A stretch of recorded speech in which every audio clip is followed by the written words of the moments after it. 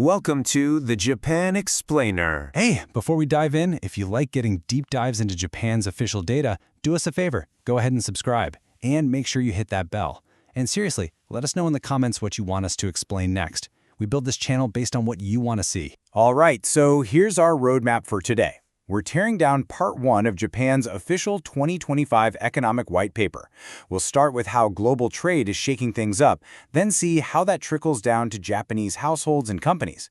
After that, we'll get to a really fascinating shift in what actually makes Japan's economy tick. And finally, we'll see what it all means for Japan's biggest economic challenge right now. Okay, let's kick things off with the big pressures from the outside world that are rattling Japan's economy.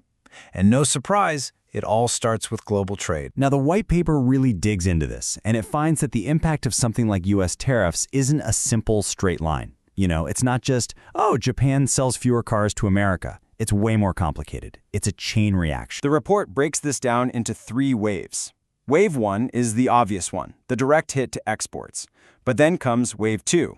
Those same tariffs slow down other countries who then buy less from Japan too. But it's that third wave, rising uncertainty, that's the real kicker.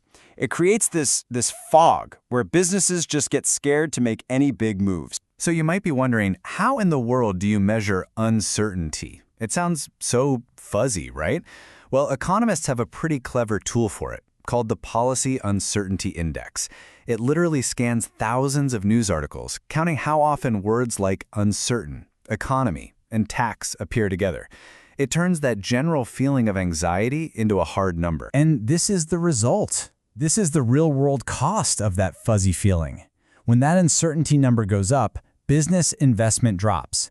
And look at this. It hits the manufacturing sector way harder. That's a punch right to the gut of Japan's industrial core. Okay, so we've seen the storm clouds gathering on the global stage. But how does that storm actually feel on the ground? Let's turn our focus inward and check the pulse of the Japanese consumer. For decades, we've all had this image of the Japanese consumer, right? The ultimate saver, carefully putting every yen into a bank account. Well, according to the white paper's data, that image is starting to look pretty old. Something big is changing. And you can see that change right here in the numbers. Sure, cash is still king, but look at that slice for stocks and investments. It's a major piece of the pie now, and it's growing. With inflation becoming a real thing in Japan, people are realizing they need to put their money to work, not just sit on it. But, and this is a big but, even as people are getting bolder with their long-term investments, the report points to a huge anxiety in the here and now. The simple cost of living, especially food, is going up, and it's making people very, very nervous about spending day to day. And you can see that cautious mood playing out right across their wallets. Travel? Yeah, people want to, but it's getting expensive, so they're holding back. Dining out? They're still doing it, but maybe they're picking the more affordable ramen shop over the fancy sushi place. And housing? It's basically at a standstill, crushed by high construction and land costs. All right, so that's what's happening in Japanese households. Let's flip the coin now and look at the other side of the domestic economy, corporate Japan. Now here's a twist. You'd think with all this gloom and doom, companies would be struggling. But actually, Japanese corporations are doing quite well. They're profitable, they're sitting on a lot of cash. The real problem is a huge tug-of-war happening in the boardroom over what to do with it. And this is their massive dilemma. On one hand, you have a huge push to invest. I mean, with a shrinking workforce, the need for automation and new technology is absolutely desperate. But on the other hand, you have that powerful pull to just wait, because all that global uncertainty we talked about makes any big, expensive bet feel incredibly risky. Okay, so let's pull the camera back.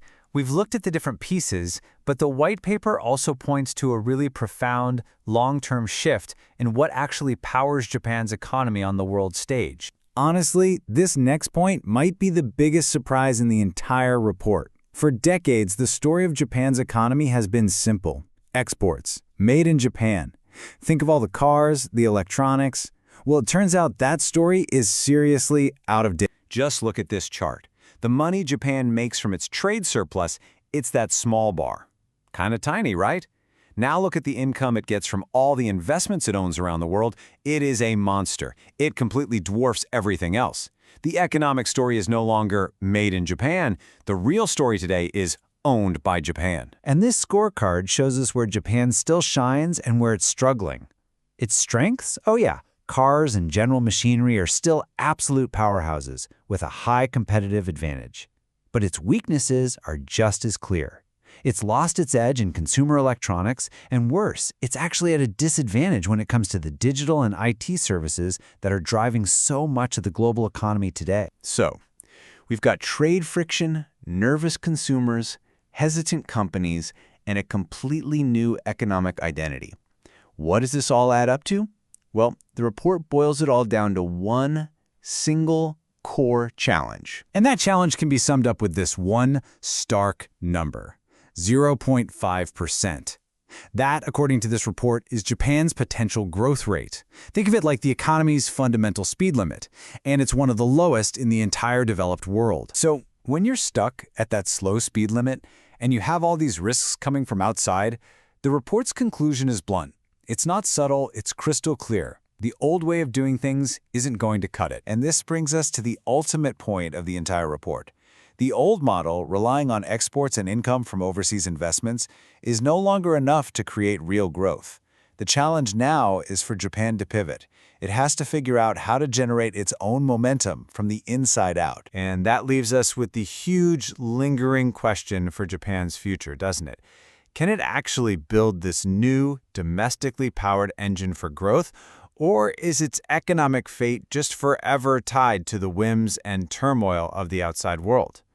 In the next parts of our series, we're going to dig into the key components of that engine: wages, prices, and government policy. Thanks so much for watching.